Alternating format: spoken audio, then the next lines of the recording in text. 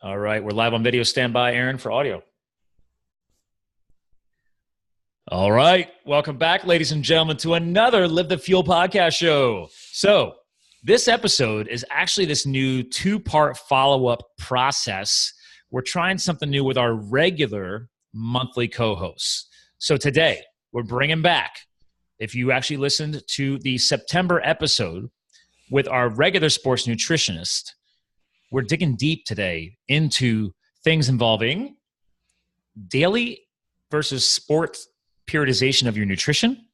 And also we dug into the last episode, things called creating, we'll call them healthy islands, little snack sessions, food sourcing, etc. So without further ado, our regular co-host, the master behind sports nutrition herself, Erin Sparrold, welcome back to the show.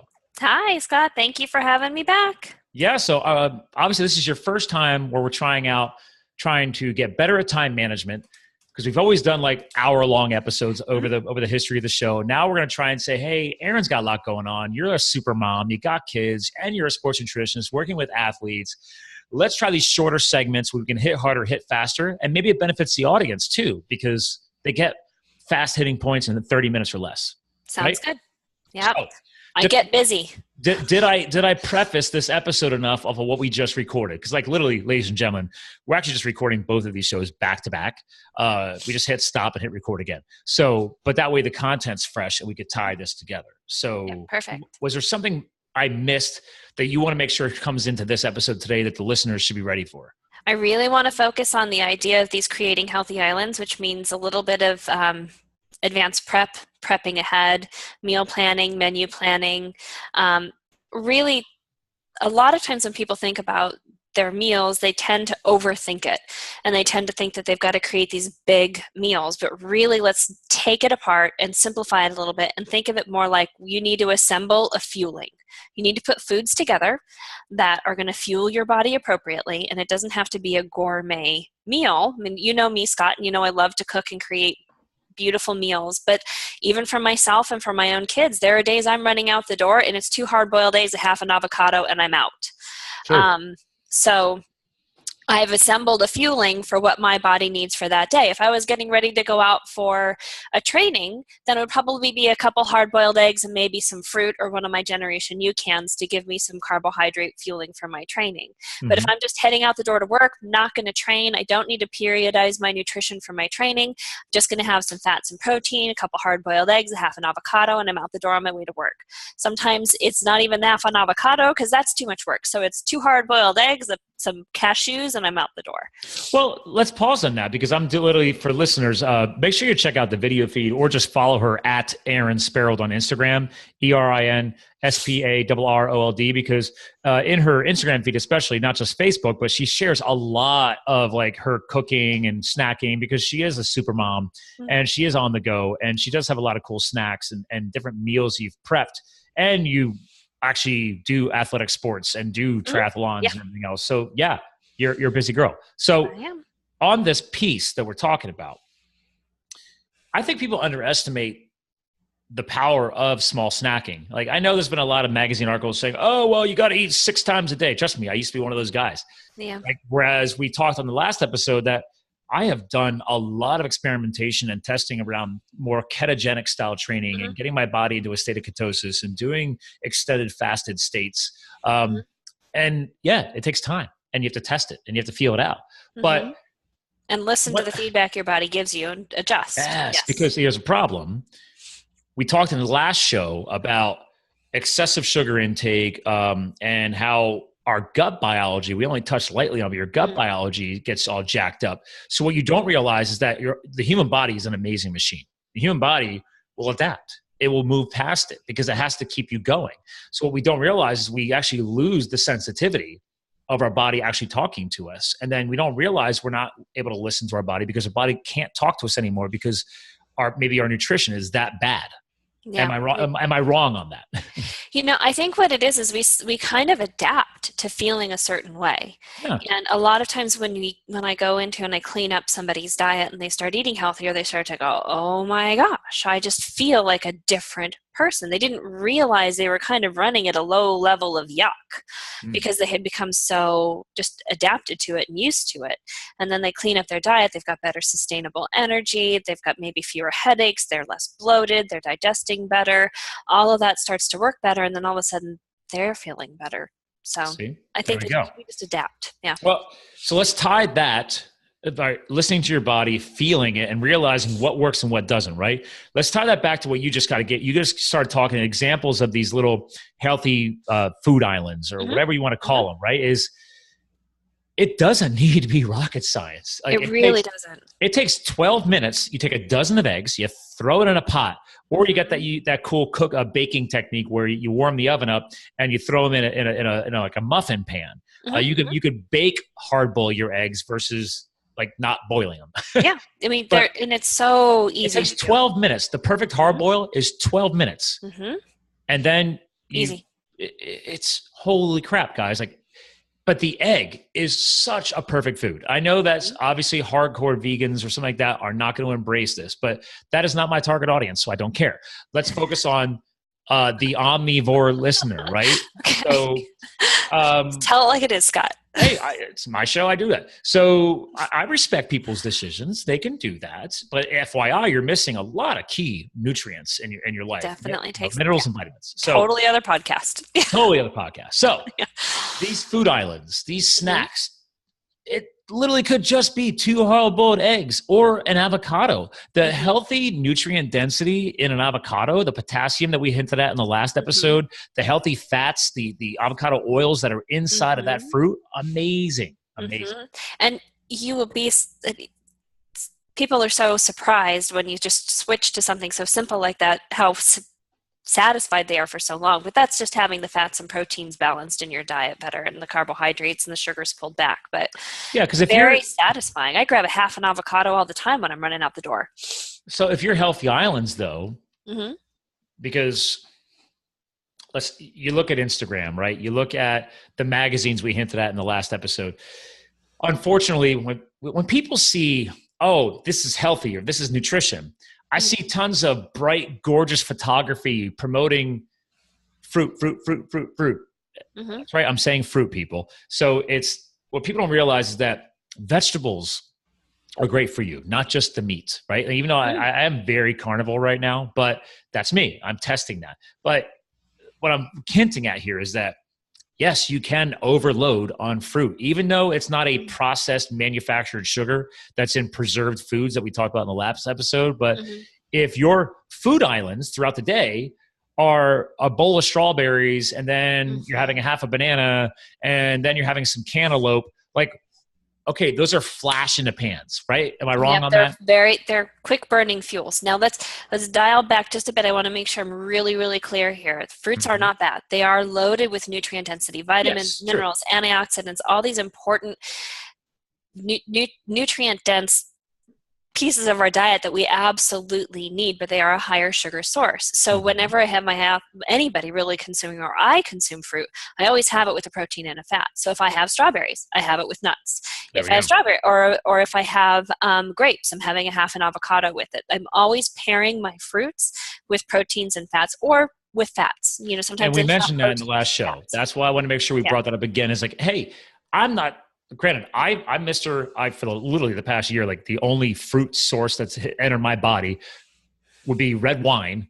Still balancing my life. Gotta have that balance. And literally fatty fruits. It's resveratrol and ethyl alcohol solution. I couldn't get that out. Well, it's resveratrol. And it helped that I had my full DNA analysis done by Dr. Anthony J. And I have the genetic marker that actually says that red wine actually does well with me. So there you go. And I consume caffeine 50% faster than most human beings. So I love my coffee. So, but the that's why I wanted to hit on that, because I knew you would jump in on that, because it is the combination factor. If the human body, it's the way our organs process it and break it all down and absorb these nutrients and everything else, but it's so crucial to balance that sugar load with a fat/protein load to slow that process down, right? Yes, absolutely. And to help with the glycemic load, but also to help with some of the absorbability of some of the nutrients. Hmm. Even with your vegetables, some of the vitamins, minerals, antioxidants, all of this, some of them are fat soluble. So if you're consuming those fruits and vegetables with a fat source, you're getting better absorbability of those nutrients. Hmm. For years in the 80s and 90s, we were eating all of our salads fat-free, and we were not absorbing a lot of those important fat-soluble vitamins Oh God, yeah. as well. Yeah. And we talked about that in the last episode too, how a lot of the modern manufactured salad dressings are god awful. You make your own. I don't even bother. I just put amazing, again, not all olive oil is the same, but the olive oil that I source from Villa Capelli, pure. So that's amazing. I just drizzle that if I have a salad, or I put that on my meat, and it's amazing. But to your point here is that to dig deeper into these healthy islands to help with the athlete's periodization of their snacking throughout the day, or pre-fuel and post-fuel.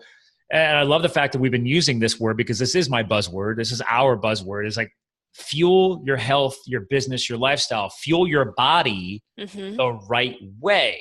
And it's so crucial, because the reason why I talk so much about cutting the sugars and increasing the healthy fats is your angle is creating the balance there. Me, I just know that fat is the preferred fuel of the body. It's been proven by science and doctors. Just, unfortunately, it fell off the radar for a while.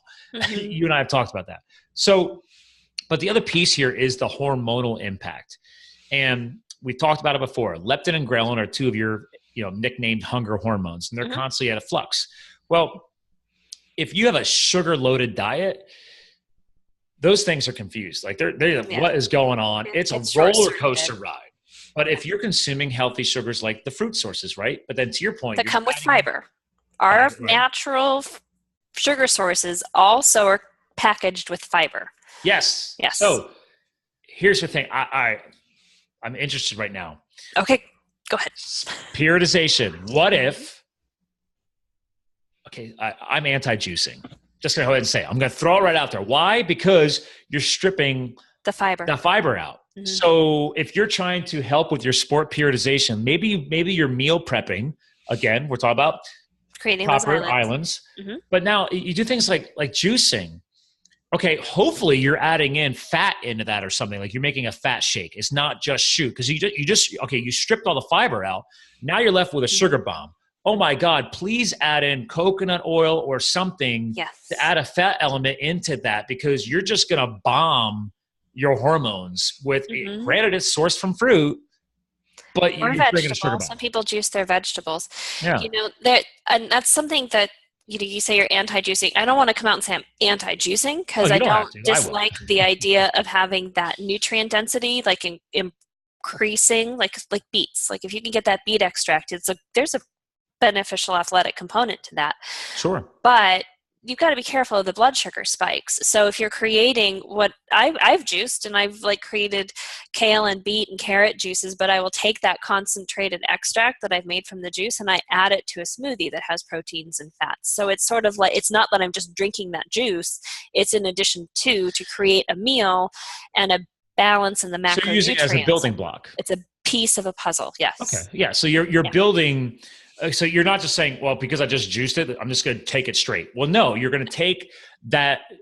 What you just created was a nutrient, not a bomb. Yeah, whatever, a nutrient package. And you're building it into something, I don't want to say more complex, but more appropriate, right? You're creating that balance and more dynamic, right? So there's a right way and a wrong way. It's the reason why I'm talking about this stuff is because people see an infomercial, or they read a magazine, or they see somebody doing this at a store. Like you watch somebody making you assume that when you go to this supposedly a health bar and they're juicing something, and you when you drink that, of course, it's like, oh my God, it's amazing. I'm like, yeah, do you realize you're literally drinking a giant sugar bomb half the time?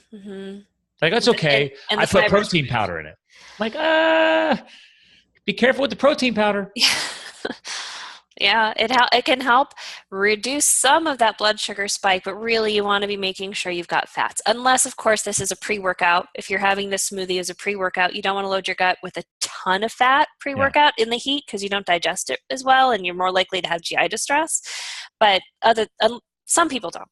Yeah. Other athletes, a lot of athletes have a hard time digesting fats. while they're training.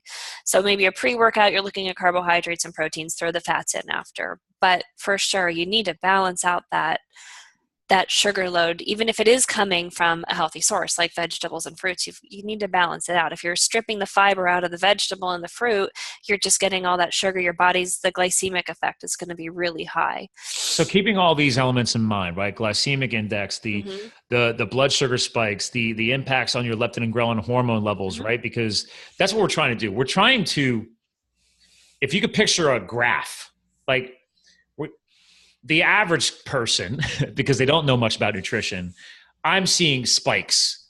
Drops. Sugar roller coaster. Yep. Exactly. You're dropping below zero axis. Then all of a sudden you're back up again because maybe you're trying to make these healthy food islands, right? People are trying. But the spikes are crazy. They're missing the balance. We're trying to smooth that curve out and get either, if you're an athlete, that consistent power curve of consistency, or the average person at the office all day.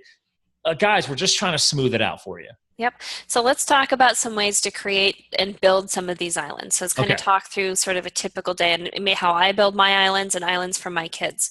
So like my house, every Sunday, especially once school starts, I do some meal prep. There's always some kind of meal prep happening in my kitchen on a Sunday. I'm hard boiling eggs. I'm making up this tray of, like, I call it egg bake, but it's basically eggs and cottage cheese and some vegetables, and I bake it all together. My kids can grab a chunk of it when they run out the door. They can have it for a snack when they get home. Is that like a healthy version of a quiche? It is. Just it's got a higher fat. Well, it's got a higher protein content to it. Higher fats and proteins. Love you. That sounds amazing. And it's a great way to sneak the vegetables in because I throw it with bacon and sausage, so my kids will actually eat the vegetables. You call that an egg bake? An egg bake. Okay. Yep. So I advance prep that. I'll advance prep one when it's still hotter weather. I'll advance prep one big salad that can kind of sit in my fridge for a while using like a protein-based, bean-based pasta. I love the Explore Asian black bean pasta. It's a net protein. There's more protein than carbohydrate to it. I'll throw together a big black bean pasta salad, or I'll throw together a legume and protein-based salad with a lot of vegetables, something that we can all have to kind of go to as a quick snack. So the egg bake, my kids go for those all the time. The hard-boiled eggs, they eat those all the time. And then the big salad. In the wintertime, the salads will switch over to a soup. But on Sunday, I start to make a healthy island in my home. Because even though they have access to all these foods and I have access to a bunch of different foods, we don't always have time to take these fresh foods I have in the house and prepare a meal. We need to be able to open the fridge, grab something, and go. I also make sure we always have yogurts, full fat yogurts on hand. We always have tons of nuts and seeds, cashews, almonds, and you know what? I spend the extra money to buy them in the individual packages so that my kids can reach into the cabinet, grab a packet, and walk out the door. Wait, so are you saying that much they don't do it? So like you're saying a pre-mixed nut mix? Yep, I actually get them at Trader Joe's. They're these little individual single-serving packages. So now my hack is I go to here locally we have Queen's Nutritional Products there near the airport. Yeah, and I'll go and just buy the preferred nut that I want. And so my hack is I take a giant like my old IKEA bamboo bowl and I just dump all the nuts in. And just stir them all up, and then I mix in some of my pili nuts and then other things, and then. And then because I don't believe in sugar and grain, and we don't have flour in this house. So, you know, how a lot of people in kitchens, they have like the different size containers that traditionally you would, there's a flour bin, sugar bin. Well, those are my nuts and my coffee bins. So, so I take the homemade nut and seed mix. And yes, there's definitely seeds in there. Seeds are crucial. And then I just dump that into the bins, and then I have like a little travel container that perfectly fits in my cup holder in the car. Nice. So there's always snack nuts in the door of my car. Like you can find any kind of container that fits a cup holder and fill it with whatever you want. I mean, if it's dry like that, like seeds and nuts, there's always a container in my car, and I do a lot of road tripping and stuff. Yeah. Like all of a sudden I'm like, it's like 1:00 in the afternoon. I'm like just driving along. I'm like, feel a little hungry. Boom, grab the nuts. Yep. Right? Yep. So that's how I create those islands at home. There's always something here. And I make sure that there's lots of meats and cheeses as well, because my kids will just take like some meat and a slice of organic cheese, and they'll just roll it up and eat that. So keeping it simple gets them away from the easy snack foods. If the healthier foods are simple, that's what kids want. They want simple. They don't want to do a lot of work. So keep it simple. And we as adults need simple too. So if you can just reach in your cabinet, grab and go, you're more likely to grab and go something healthy. Kristen does that for herself. She's like a big kid. Like I'll go to the butcher because I find I can get better sourced meats that way if I know where they're getting them from. That's where I get my bacon. It's like a slab, and they fresh slice my bacon. Mm-hmm. So while I'm there, I'll pick up, say she's obsessed with turkey and cheese. So we got a nice roasted turkey. She's not a fan of smoked. And then she's obsessed with this one cheddar cheese. Anyway, and then she'll sit there like watching Apple TV on a Sunday.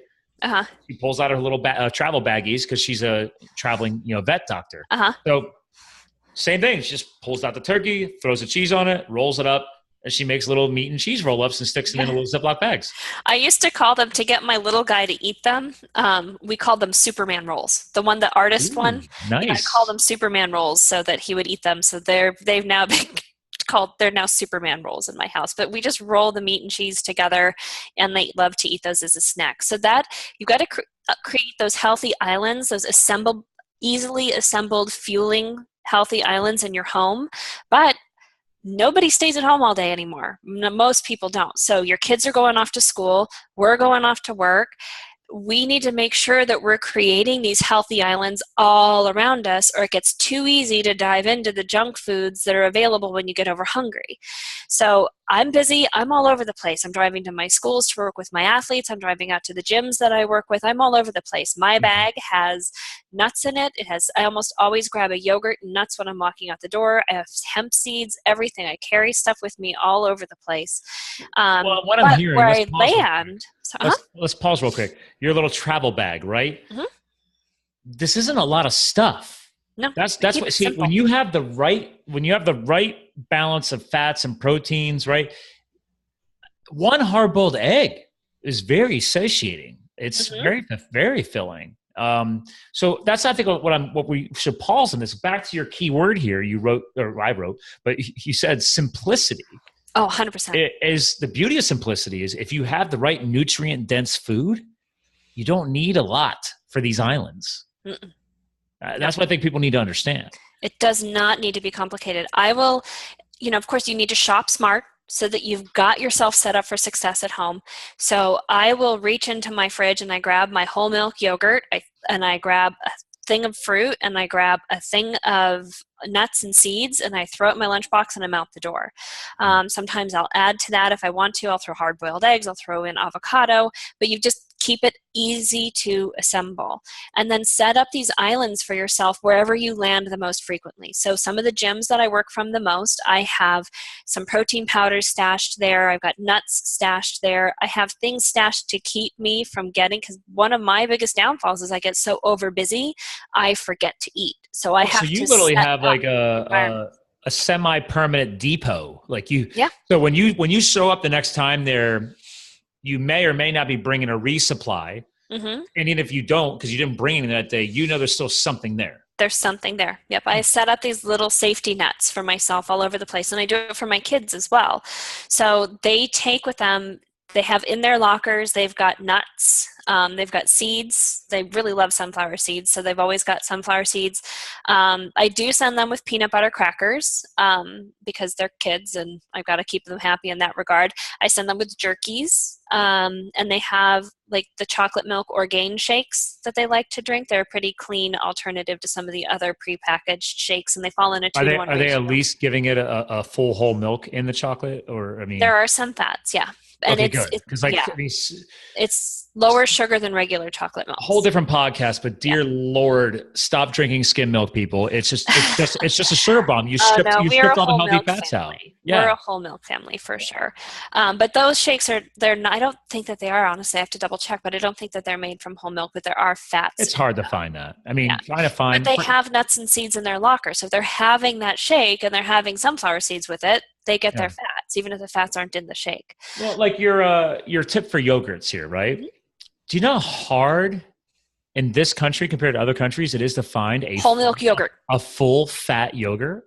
Yes, it's very it's like pulling strings out of like the Bermuda Triangle. I'm like, there are all these high sugar, but now they're like high protein. Well, that's great, but can we pull back the sugar and add some fat? Yeah. And I'm not anti-protein, but come on, let's get a better balance. Let's stop hyper-focusing only one macronutrient. And stop being lazy with your yogurt. If any yogurt that you buy that already has fruit put in it, FYI, you're going to get a little bit of a sugar spike off of that because there's even though there's expiration dates on it, it's not the same. Like you're better off buying a giant tub of hopefully whole milk sourced or full fat yogurt. I love the Siggy's 4%. That's my Siggy's does a good job. Yeah, shout out to Siggy's. The Icelandic yogurt company. It is a little more of a premium, but man, so worth it. So good, so good. And I use that dressing. I use that for bases and salad dressings. Yeah. I use it all the time. It's a good product. The other thing I like about them is bitter. It's really good. See, there you go. I was gonna say, because it's less bitter. My other hack, if you want to go off of the fruit train like I did, dude, things like cinnamon, nutmeg, right? Or you could I just sprinkle that becomes your flavor. Like if it's too boring for you, try that because that's not sugar. Brilliant. You think ground cinnamon over that, and cinnamon is great for you, by the way. Yeah, it is really good for you. I was just going to say you're adding more nutrient density while you're adding flavor. How am I doing, Erin? Doing great. Gold stars for you. I don't have I got to share again here, ladies and gentlemen, because I'm again, follow her on Instagram, but also follow her on Facebook too, because she posts fun stuff like this. She's out there hitting the climbing gym. But I mean, like it's again, you're the nutritionist. So a lot of what I've done is studying professionals like you and doing my own self-taught thing. Like, my middle son made that. Oh, I love the story behind that. Can I tell that? Yes, we're sharing a picture. It looks like eggs and bacon. It is pancetta, eggs, and potato. Oh, you have pancetta? Pancetta. My middle son was complaining that there was no food in the house because what that really translates to is there was no quick junk food in the house. And I said, there's plenty of food in the house. Go find something to make. And which is how I was raised. I was not raised with easily accessible foods that I could just grab. I always had to make my foods. Yeah. So if I wanted eggs, I had to cook eggs. If I want, there were no Pop-Tarts, there were no cookies, there were no Crustables, there was none of that in my house. And that's how I raised my kids. And so my son, saying there was nothing to eat, then goes into the kitchen, takes a fresh potato, cut it up, made his own hash browns, cooked in all of this in avocado oil as well. Ooh, then nice. Cooked in his scrambled eggs and added pancetta. So he went from there's nothing in the house to that. The same child makes his own hollandaise sauce. So I don't know. I feel like it was a mom win because one, he's learning how to cook. This one he was 16. This is my middle son. So he's learning how to cook. And he's learning to assemble real food instead of just going to the cabinet and grabbing a box of crackers and binging on that. He's learning how to prep real fresh food. Plus, like a food like a pancetta. Oh my God, the rich fats in that, the flavor profile is awesome. Oh my gosh, that was delicious. Now, granted, because I got to throw in my style here, the only thing I would change is I would strip out, the potato. That's it. Yeah, but there's that's a difference. He's a 16-year-old growing boy. You're a grown man. Right, and here's the deal. Himself differently. Oh my God, a kid at 16 eating this, whether there's potatoes in there or not, so much of a healthier choice, right? Yes, and my future daughter-in-law owes me. Oh, interesting. Yeah. So, because if he's learning to cook at 16 like this, by the way, is that a cast iron skillet? It is. That one actually is not cast iron. It looks like it. It's a well seasoned pan. Gosh, I can't even remember. Anodized steel. I can't remember what they are. I got them 20 plus years ago. But you're not using the modern non-stick pans that eventually start flaking and everything else. No, I don't want care. those chemicals in my food. No. Thank you. Another hack, ladies and gentlemen. I went back to the old school. I only cook I have a cast iron skillet, and then I bought one of the square models that have like the raised ridges. Yeah. So, how do you like it? Like the grill pan? Here's the issue. that thing smokes a lot more because obviously the fats and stuff start falling down below. And I thought about it. I'm like, I want that flavor in my meats and my foods. So I find myself using the round cast iron skillet all the time. So it's, I don't know what it is. I've been looking at and eyeing Dutch ovens too, like wanting to get myself a cast iron Dutch oven. Haven't done it yet, but it's on my, every time I see them, I'm like, That would be the next house because we have a small kitchen here. So see, that's just it. I don't have space to store all of it. Right. So we're lean, and I like it lean and neat. Like this house was built in 1910. So it's got that old construction. There's not a lot of big open rooms. So, but this is great. Like this is things, I mean, granted, this is not a food island, but actually this can become a food island. I eat cold eggs and bacon all the time. It's already been cooked. Like last night or yesterday afternoon, I had to go to a quick meeting with my client. So I had leftover ground up venison that I'd cooked in my skillet last Thursday night. So I took it to the meeting. I'm driving down the road. I literally keep a camping fold up spork in my car. Like this is I told you, we joked around. I'm a gearhead. I was just gonna say it, gear. And it's in a Velcro case, so I can literally with one hand reach in. I can Velcro it, pull the spork out, flip it with one thumb, lock it into position, and I just start chowing down. The Tupperware is sitting on the center console. My eyes never left the road. I'm completely safe. Just eating my meat going down the road. Eating your meat going down the road. Well, again, obviously it's a leaner meat. It's more wild. It's venison. Yeah. But the flavor profile is amazing. And now that flavor, those fats from cooking that are sitting in my skillet right now. So when you and I get done, because I've done my intermittent fasting all morning, I'm going to bang out a 5-egg omelet, make my bacon. It's going to be amazing with all that extra flavor in the pan. Getting hungry. You're dealing with whenever I sit with clients and it's like around a meal time and they start telling me their food, like what they've eaten, I start to like lose track of the appointment and obsess over the food. Right? So like what you're doing now, I get it. But you're a sports nutritionist. And here's the thing. I know we've been really wanting to dig, and we've dug deeper into this food island piece. I mean, again, I love the egg bake idea. You really gave me a new idea because I eat so much. Like, even though I joke around about intermittent fasting, Kristen tells me all the time, she's like, you're just a bottomless pit. You just keep going.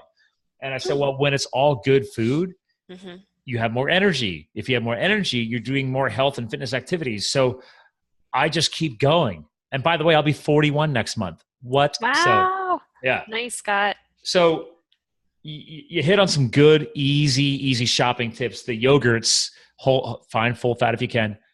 Nuts, seeds. Can I throw one other thing in there real quick? Rolls. Yeah, let's add to that. Cottage cheese. Organic whole-fat cottage cheese is another solid go-to that I use all the time. And my kids actually really like it. It's something that a lot of people don't enjoy because it takes getting used to. But whole-fat cottage cheese or 4% milk fat cottage cheese, I use it all the time. Well, I think here's the deal. And again, I'm not the scientist, but I mean, I already know from talking to scientists and also people who understand how this stuff works is the average person who's worried about a dairy allergy is relating to traditionally processed milk. Things like grass-fed butter, cottage cheese, yogurts, and regular traditional cheeses are not processed the same way as milk.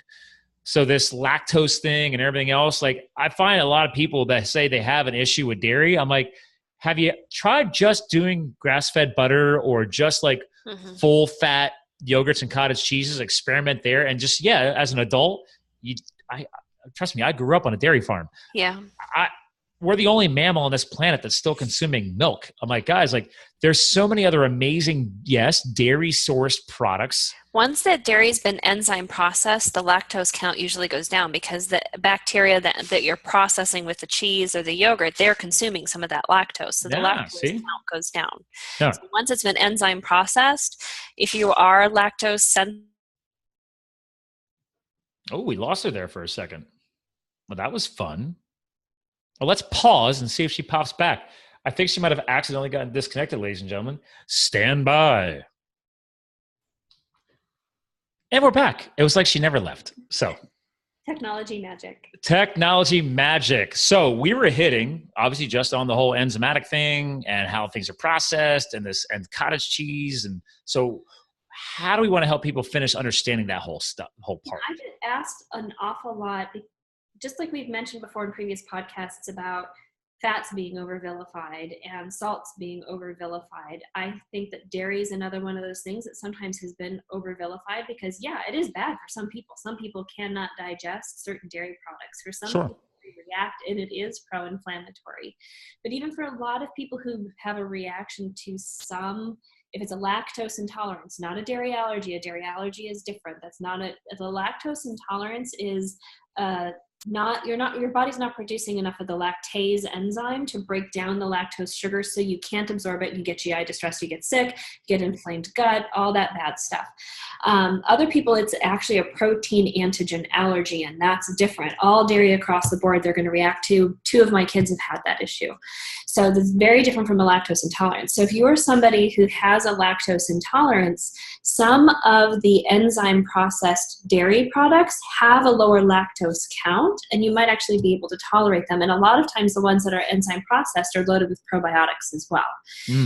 If you can tolerate a little bit of dairy, then I say spend your dairy tolerance on things that are going to give you the most bang for the buck and also inoculate your gut a little bit. So some kefirs, yogurts, things that have those probiotics that have been enzyme processed. And then when you go towards things that are higher fat and higher protein, you lose more lactose also because there's less carbohydrates. So when you're looking at cheeses and butter, there's less there's less lactose in those products as well. But just like a straight glass of milk can be terrible for some people, but totally fine for other people.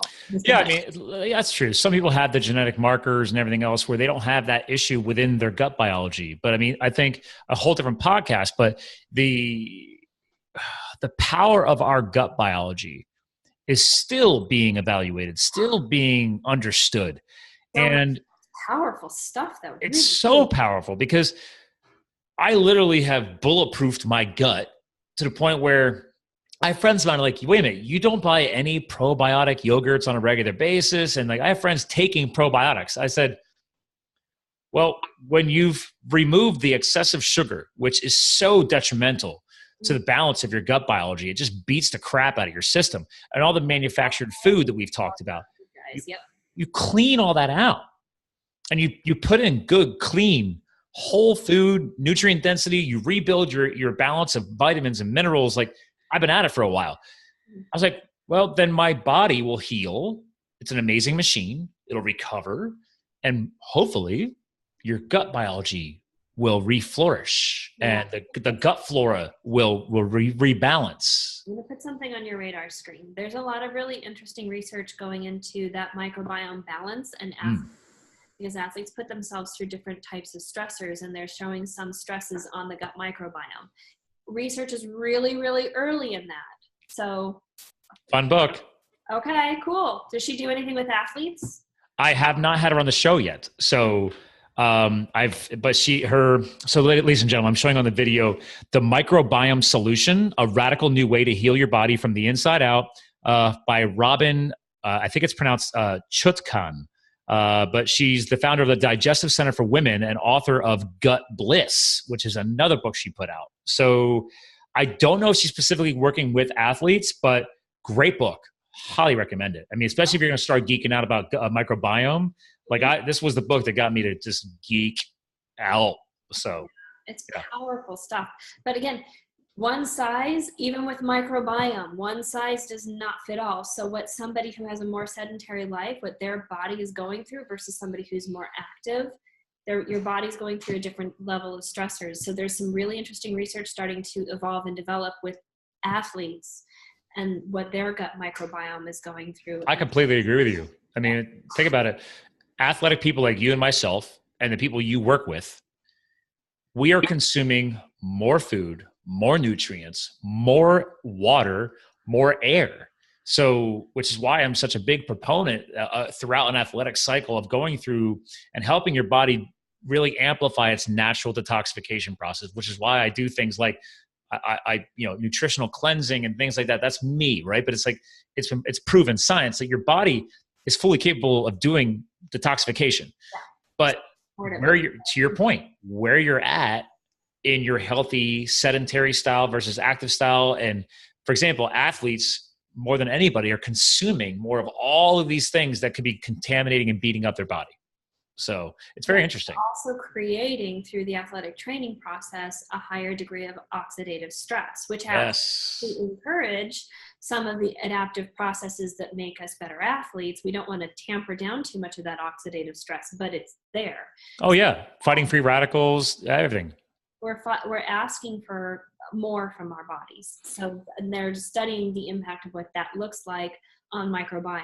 So again, still early in the research, but just putting it on your radar screen that there's some support that maybe athletes do need to inoculate their guts a little more proactively. So I'm just putting that out there that you might want to consider. It doesn't have to be like a daily thing, but maybe more. Well, you eat fermented foods, so you're probably inoculating your gut anyway.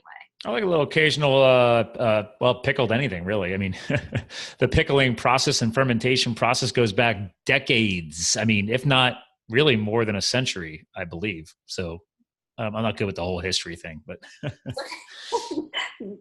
I'm thinking it goes back that pretty far. I mean, just look at the history of a country like Russia.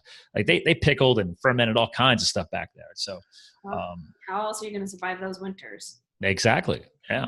So this has been another powerful backup episode. We went a hair longer than the one prior to this that we aired in September. So, wow, so exciting. I'm excited with the new growth of your business. I mean, it's now this episode, we'll be airing this in October. So just so much hustle going on. So with the growth of what you're doing now, and I'm sure you're still doing things with Megan Cannon and everybody else. So when people are hearing this in October 2018, besides following you at Erin Sparrold on Instagram, and I'll share one more time on the Facebook, your personal feed, you have a lot of cool shots of food, nutrition. Yes, she's a fitness nut. She does work out, people. She's not just a sports nutritionist. She actually practices what she preaches. And yes, you can actually find her at Erin Smith Sparrold on the Facebook world too. So, but besides that, Erin, how would you want to close the show out? What's some final words for you? And maybe also for people who maybe want to talk to you and track you down. Well, I'm in the process of redoing all the branding, which we've already talked about. So right now, the best source to get a hold of me really is through social media at this point. Perfect. I'm hoping that by October, when we launch this, I can give you a website to send people to as well. And I know you will. We'll have all this stuff in the show notes. So. That's the best way to get a hold of me. But what I would like to leave people with is just a stronger encouragement to simplify the process for themselves so that they're assembling easy. Yes, simplify. It does not have to be a 4-course gourmet meal every time you need to fuel yourself. Simplify the process and balance the nutrients. You mentioned the fruit thing. We tend to grab quick and easy and convenient. And yes, fruit is healthy, but balance that fruit out with some fats. So grab fruit, but also train yourself. I'm going to grab some almonds at the same time. Make sure you're creating healthy islands for yourself in your home and anywhere you land for longer periods of time. You'd be at work or school. Make sure that you're surrounding yourself with the tools you need for success. I'm loving this. So ladies and gentlemen, again, the prior episode was around the theme of sport nutrition periodization or periodizing your food versus the daily foundation. And then we had dug into creating the healthy islands. So if you listen to this episode and you did not catch that one, please go back to September and listen to the prior episode with Erin. And then obviously today we hit even deeper and heavily into this whole creating your healthy islands. So this has been another powerful fueling your health episode, since we care so much about helping you balance and fuel your health, your business, and your lifestyle. So make sure you follow Erin Sparrold everywhere. And if you don't know how to, that's fine, because I hyperlink everything into the accompanying blog post that will be on livethefuel.com. So thanks for tuning in to another powerful and healthy Live the Fuel podcast show with sports nutritionist Erin Sparrold. And remember, ladies and gentlemen, fueling your health, fueling your business, fueling your lifestyle, and you too can live the fuel. We'll talk to you guys again soon. Bye. And you are clear.